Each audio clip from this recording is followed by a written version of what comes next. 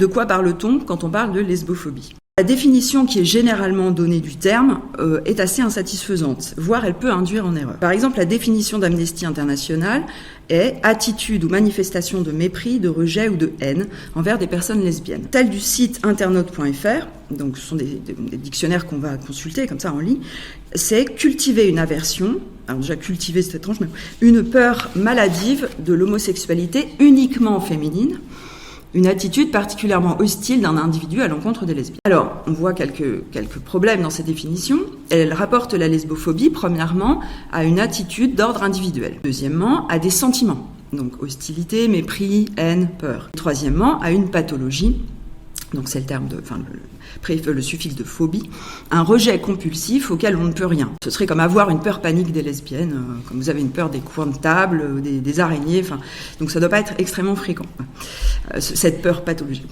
Le problème majeur, en dehors du fait que c'est la personne lesbienne qui fait peur et la personne lesbophobe qui souffre, c'est une phobie, le problème majeur, c'est que cette perspective occulte complètement l'aspect social, bien sûr, ou l'aspect systémique du phénomène de lesbophobie, qui, bien sûr, s'il se manifeste à une échelle individuelle, relève, bien évidemment, plus fondamentalement, d'une organisation sociale hétérosexiste. Donc on pourrait définir la lesbophobie, une définition qu'on avance avec l'association SOS Homophobie, comme une forme de stigmatisation sociale à l'égard des femmes lesbiennes ou des femmes considérées comme lesbiennes. Quand je dis femmes, je parle des femmes cisgenres et transgenres.